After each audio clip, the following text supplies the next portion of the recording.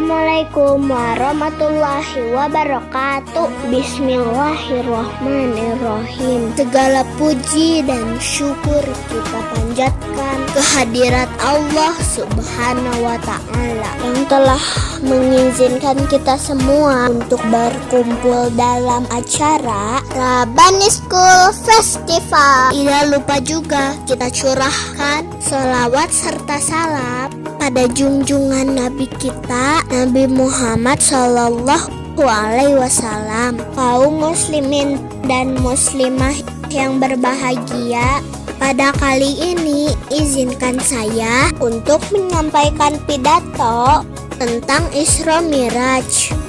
Pasti di antara kalian sudah ada yang tahu kan, apa sih Isra Miraj itu?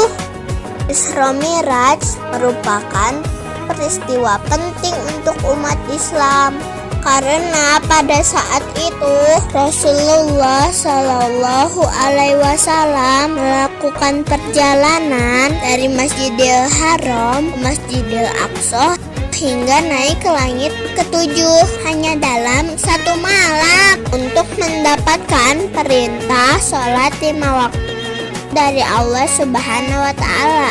Peristiwa itu terjadi pada 27 Rajab tahun ke-8 kenabian. Peristiwa itu terjadi di masa ketika Rasulullah mengalami ujian. Ujiannya sangat berat.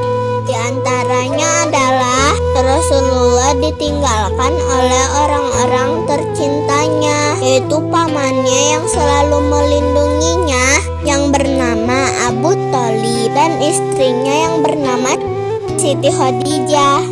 Siti Khadijah adalah orang yang banyak berkorban dan mendukung Nabi dalam berdakwah. Nabi merasa kehilangan dan sedih sekali. Di tahun yang sama, orang-orang kafir Quraisy merencanakan untuk membunuh Rasulullah sehingga Rasul melarikan diri ke Taif.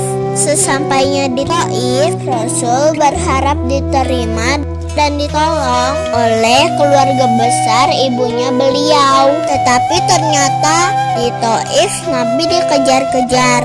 Nabi dikejar-kejar seharian oleh masyarakat setempat, dilempari batu, kemudian diteriaki seperti penjahat sehingga Nabi keluar masuk kebun kurma untuk bersembunyi dan kening Nabi berdarah terkena lemparan batu. Keadaan ini membuat Nabi sedih sekali sehingga banyak ulama yang menyebutkan bahwa itu adalah tahun kesedihan atau disebut Amul Husni karena begitu berat ujian yang beliau hadapi sehingga Rasul bingung harus pulang kemana sekarang. Di Makkah beliau diancam, di Taif beliau diusir. Akhirnya Rasulullah diam-diam memasuki kota Makkah dan tidur di depan pintu Ka'bah karena beliau sudah kebingungan untuk kemana. Oleh sebab itu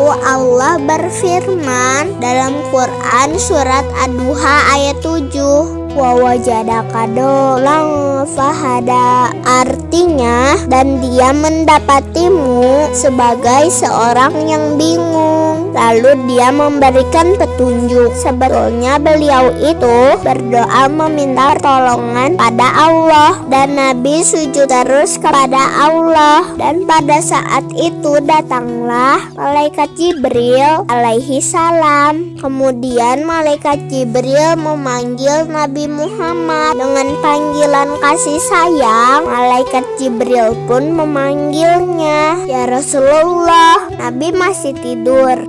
Kemudian malaikat Jibril memanggil lagi hingga Nabi terbangun dan memberi kabar bahwa Allah mengundang Rasulullah untuk melakukan perjalanan. Ketika Nabi dalam keadaan sedih dan terpuruk, Allah memanggil Nabi untuk bertemu. Betapa senangnya Nabi pada saat itu, seolah-olah Allah ingin menghibur Rasul. Saat itu Allah menyediakan binatang yang bernama buruk.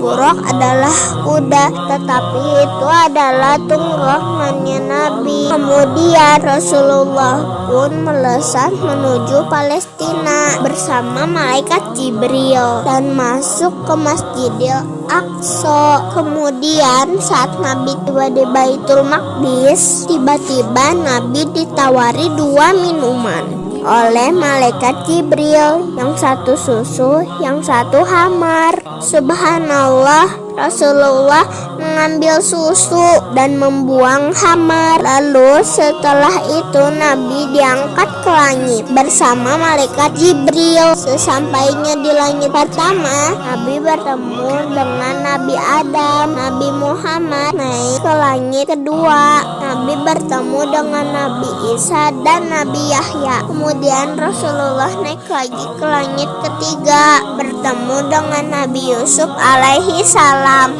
Kemudian Rasulullah naik ke langit keempat dan bertemu dengan Nabi Idris. Kemudian Nabi naik lagi ke langit kelima. Di sana Nabi berjumpa dengan Nabi Harun. Kemudian Nabi menaiki langit selanjutnya, yaitu langit keenam, dan beliau bertemu dengan Nabi Musa. Ketika itu Nabi Musa sedang menangis saat melihat Rasul. Jika ditanya malaikat, "Mengapa engkau menangis wahai Musa?" "Demi Allah, Allah telah mengutus anak muda di akhir zaman, tapi umatnya lebih banyak masuk surga dibandingkan umatku. Padahal aku sudah berusaha mengajak Bani Israel sebanyak-banyaknya, tetapi umat orang ini lebih banyak dari umatku."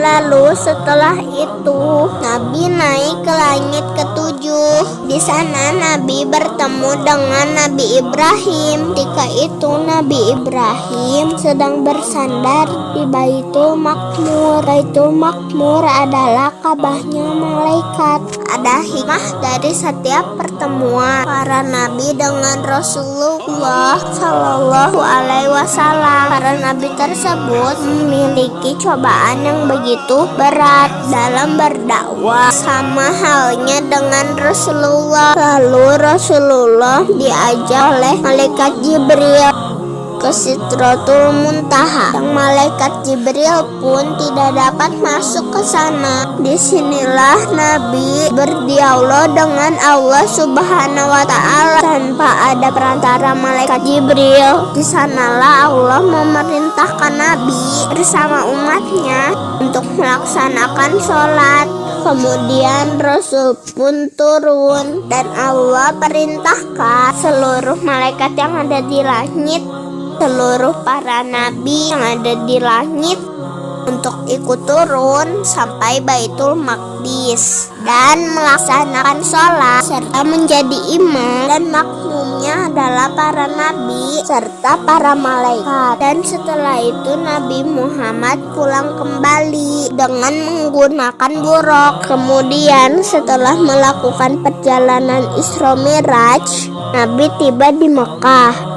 Kaum muslimin dan muslimat yang saya cintai, demikianlah kisah Isra Miraj yang saya sampaikan. Semoga perjalanan Nabi Muhammad ini dapat membuat kita lebih meningkatkan keimanan dan ketakwaan pada Allah Subhanahu wa Ta'ala. Mohon maaf atas segala kekurangan dalam penyampaian pidato ini, karena kesempurnaan hanyalah milik Allah Subhanahu wa Ta'ala. Oh ya, sebagai penutup saya memiliki pantun untuk hadirin semua. Jalan-jalan ke kota Mekah, bersembahyang berlama-lama. Semoga pidato ini membawa berkah, membawa rahmat untuk kita bersama. Wabillahi taufik wal hidayah. Wassalamualaikum warahmatullahi wabarakatuh.